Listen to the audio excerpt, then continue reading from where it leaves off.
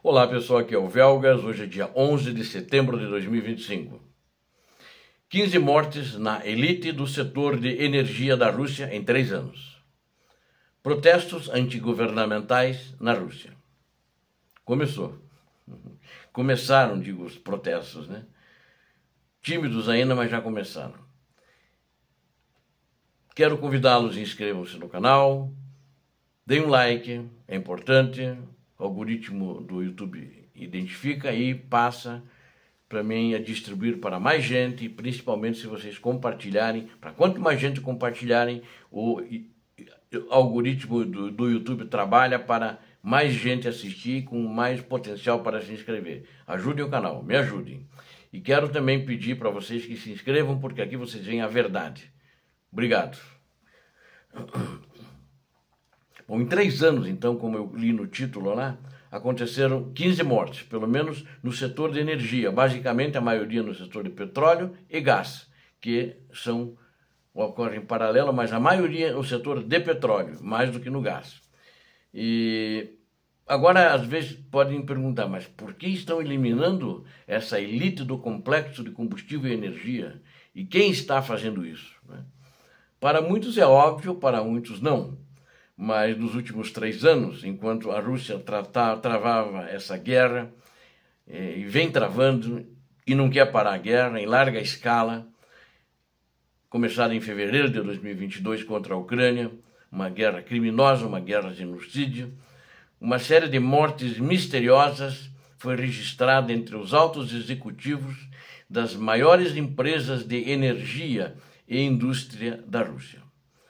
O mais recente desta lista foi, os russos acham alarmante, que era uma pessoa de muito prestígio, chama-se Andrei Badalov, vice-presidente da Transneft.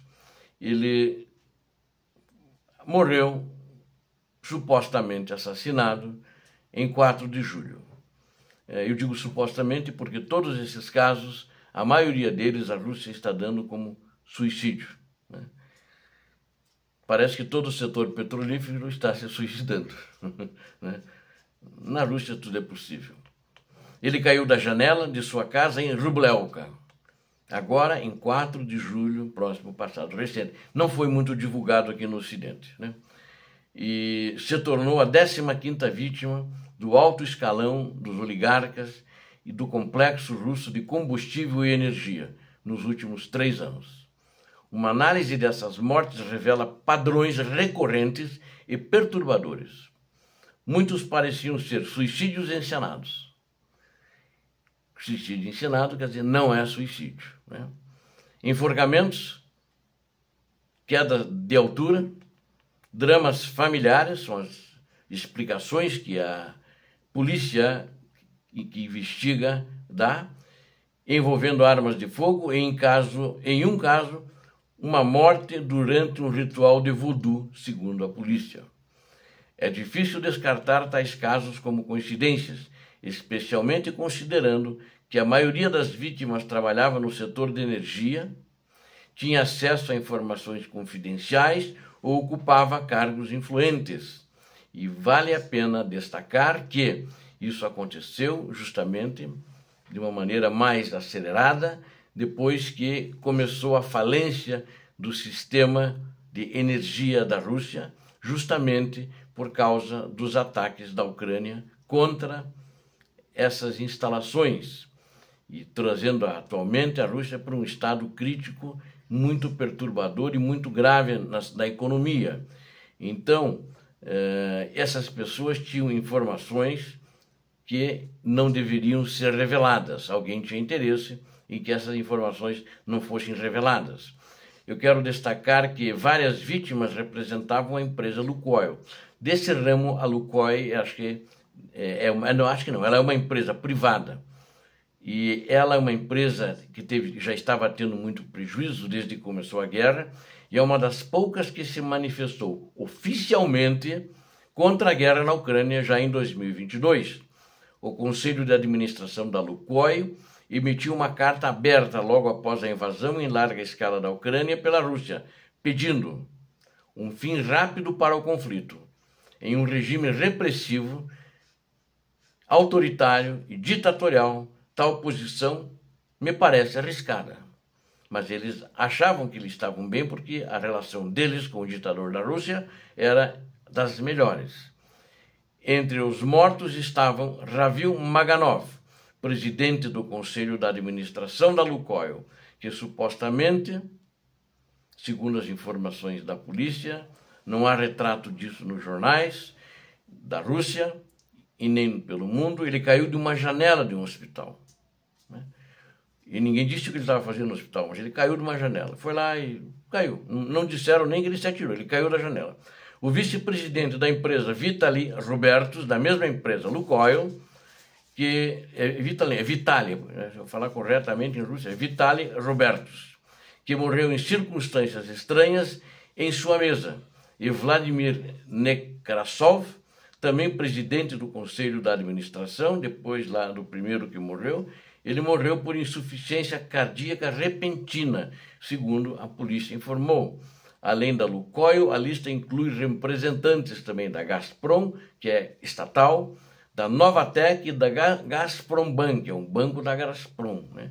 Estatal também, e da Transneft, e até mesmo empreiteiras que trabalhavam em projetos no Ártico.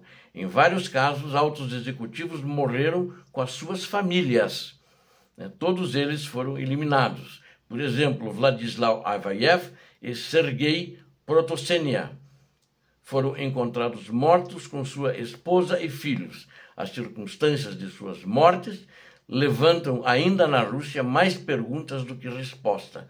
3 métodos de eliminação foram usados com especial frequência: enforcamento, queda de altura e tiros na cabeça. Houve também casos de afogamento e morte ritual, estrangulamento e assassinato por parentes. Algumas mortes ocorreram em centros de detenção preventiva ou no Ártico, a região distante de Moscou. Em conjunto, esses casos criam a impressão de um expurgo seletivo, seja uma luta interna entre as elites ou uma eliminação sistemática daqueles que poderiam representar uma ameaça às políticas do Kremlin, ou que possuíam informações que talvez alguém considerasse desnecessárias, então elas poderiam ser divulgadas e poderiam trazer um grande problema para quem está no poder ou para outra pessoa, alguém da elite. Na realidade, foi uma disputa pelo poder sangrenta, em condições de guerra, no contexto das tensões internas que estão havendo desde o início da guerra na elite russa. Tais coincidências parecem cada vez ser menos aleatórias. Enquanto isso, na Rússia, grupos de esquerda, autodenominados de esquerda, iniciaram protestos antigovernamentais, né, contra o regime do ditador. Em uma rara demonstração de dissidência, apenas as manifestações têm que ser autorizadas pelo governo. Essas manifestações, algumas foram autorizadas, outras não, apenas na região de Omsk, na província de Omsk, é que elas foram autorizadas pelo Estado. O governador local autorizou. Grupos de esquerdas de várias cidades russas estão realizando protestos contra restrições do governo, as chamadas de voz e vídeo pelo WhatsApp e Telegram, porque isso está proibido, né? Você não pode fazer chamada de vídeo, chamada de voz, mas por esses meios. Você pode só escrever. Os protestos desses esquerdistas russos, né, são considerados um novo problema para o governo de Putin. Notem que o esquerdista na Rússia é diferente de esquerdista em outras regiões do país, do mundo, quer dizer, como por exemplo Brasil e outro, né? Eles têm um outro enfoque.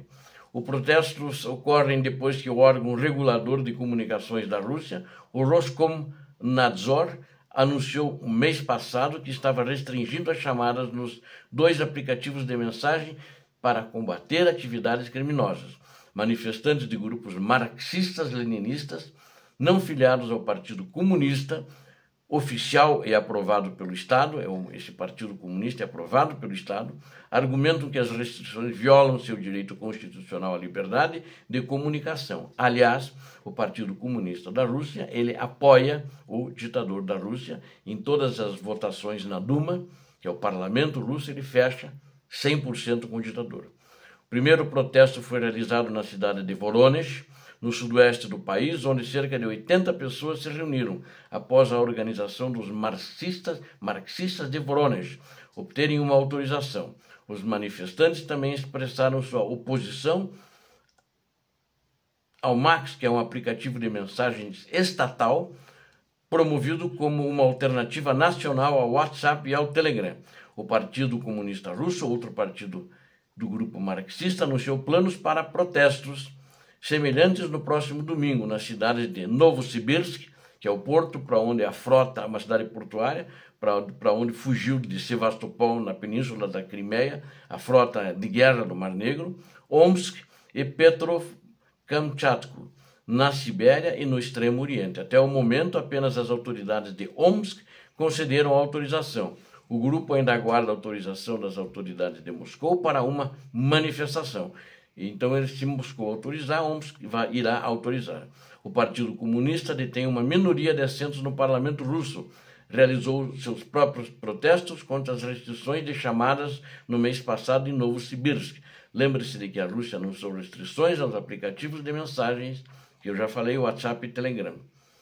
Moscou tem entrado em conflito com plataformas tecnológicas estrangeiras há vários anos por questões de conteúdo e armazenamento de dados em uma disputa acirrada que se intensificou depois da invasão em larga escala na Ucrânia pela Rússia, em fevereiro de 2022.